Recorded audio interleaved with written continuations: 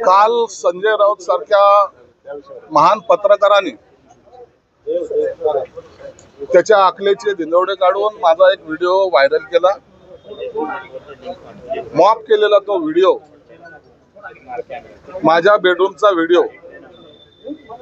तर तुम्ही जर काळजीपूर्वक पाहा तर तो मॉप केलेला व्हिडिओ आहे आणि त्यामुळे बदनामी करण्यासाठी हे इतक्या नीच पातळीवर उतरू शकतात हे राजकारणामध्ये आम्ही पहिल्यांदा पाहतो। अनेक वेळेला राजकीय पुढाऱ्यावर भ्रष्टाचाराचे आरोप केले जातात, इतर आरोप केले जातात, परंतु अशा प्रकारचे आरोप करणारा फक्त महाभाग हे असेच असू शकतात। म्हणून राजकीय नीतिमत्ता नसलेल्या लोकांना कुठेतरी धडा शिकवला पाहिजे। यांचं असलेले चारित्र्य आपल्याला सर्वांना माहिती आहे। हा मेघा पाटकर काय ते सॉरी ती पाटकर काय तिचं नाव स्वप्ना पाटकर वगैरे, त्याच्याबद्दलचा काय काय वक्तव्य केलंय हे जर तो जर व्हिडिओ पाहिला तर तुम्हाला लक्षात येईल की यांची लायकी किती। म्हणून हे चरित्र हनन करण्याचा प्रकार हे जे काही वारंवार करतात त्यासाठी त्यांना मी अब्रू नुकसानीची एक नोटीस आज त्यांना पाठवणार आहे। त्यांच्यावर तो गुन्हा दाखल करणं, त्यांनी जर माफी मागितली नाही तर त्यांच्यावर तो गुन्हा दाखल केला जाईल। मला याची कल्पना आहे की ते राज्यघटना तर मानतच नाहीत, त्यांना त्याचे काही घेणं देणं नाही, ते पुन्हा फुशारकीने सांगतील अशा तर फार नोटिसा मी खिशात घालून फिरतो वगैरे वगैरे वगैरे तो बोलेल। परंतु कायद्याच्या चौकटीत आज बसून मी त्याला आज नोटीस पाठवणार आहे आणि जर त्यांनी जर याचं उत्तर मला दिलं नाही तर पुन्हा फौजदारी स्वरूपाचा गुन्हा सुद्धा दाखल करेल। सिव्हिलची पण नोटीस देणार आहेत का? काही त्याची रकमेच्या संदर्भात काही रकमेच्या संदर्भात पण देणार आहे आणि फौजदारी स्वरूपाचा गुन्हा सुद्धा त्याच्यावर दाखल करणार आहे। अंबादास दानवे म्हणतात ज्याला मानी नाही त्याला हानी कशाची? त्यांना मान नाहीच आहे ना, त्यांची लायकीच ती आहे। रोज लोकांच्या शिव्या खातात, ते सकाळी भोंगा जो वाजतो ना लोक त्यांना रोज शिव्या देतात, म्हणून त्यांना मान अपमान त्यांना काही कळत नाहीये, कोणत्या गोष्टीवर बोलावं ह्याचं त्याचा भान नाहीये। आणि त्याचे जे सहकारी आहेत विद्वान, 1 महिन्याचे विद्वान, ते असेच आरोप करत राहणार। हे सगळ्या दलालांची एक गँग महाराष्ट्रामध्ये कार्यरत आहे। यांचे सर्व पुरावे माझ्याकडे आहेत, परंतु त्या खालच्या राजकारणाला मला जायचं नाही। परंतु आता मला असं वाटायला लागले की आता त्यांना त्यांच्या भाषेमध्ये उत्तर देणे गरजेचं आहे। कुठं कुठं कशी सरकारी बंगल्यामध्ये पार्ट्या केल्यात त्याचे सुद्धा आता व्हिडिओ मला सुद्धा दाखवावे लागतील असं मला वाटतंय। आणि म्हणून ते बाकी काय असेल ते पुणे असेल, मुंबई असेल, मी सगळे प्रकार जेव्हा काढेल तर हे यांना प्रतिभूत थोडी होईल। परंतु ह्या नीच पातळीवर जाण्याची माझी आज तरी इच्छा नाहीये। जर त्यांनी माझ्या विरोधात आणखीन गरळ ओकण्याचा प्रयत्न केला तर मला निश्चित त्या भाषेमध्ये त्यांना उत्तर द्यावं लागेल। असं म्हणाले की तुम्ही कुठल्या पातळीवर गेलेले आहात की तुमच्या राजकारणात तुमच्या तत्वात बसतं का? माझ्या बेडरूम मध्ये मी बसणं हे माझ्या पातळीत बसत नाही काय? नालायकानं हो, तुम्ही जाऊन कुठलचा जरी व्हिडिओ काढून त्याचा दाखवायचा प्रयत्न करताय, तुम्हाला त्याची लाज लज्जा काय वाटते का? या अशा प्रकारचं कधी राजकारण कधी महाराष्ट्राने पाहिलंय का?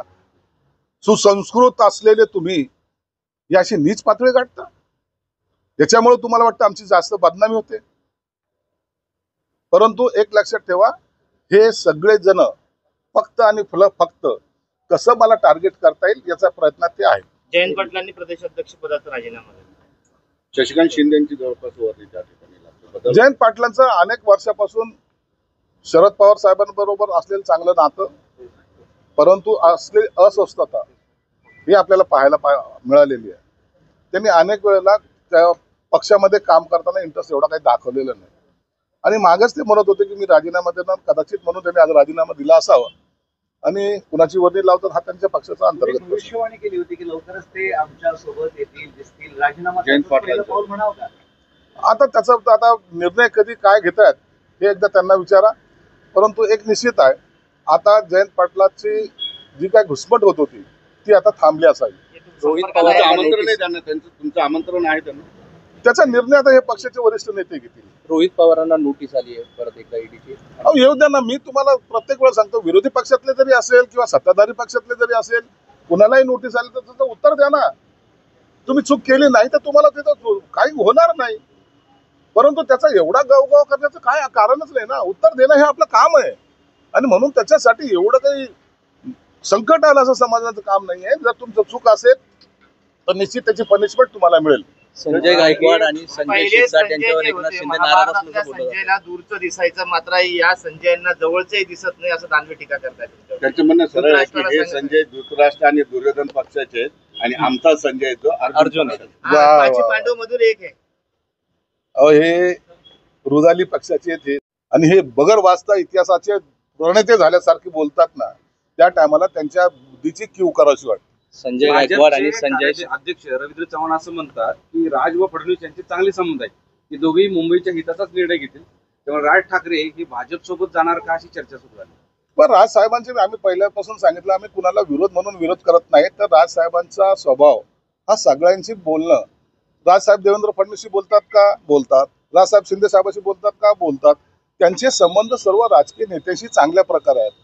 आणि त्यांनी मागे सुद्धा एकदा अशी ब्ल्यू प्रिंट काढली होती की जो महाराष्ट्राच्या हिताची असेल, त्याचा सुद्धा सबमिशन त्यांनी मुख्यमंत्री त्या काळचे त्यांना सुद्धा त्यांनी दिली होती.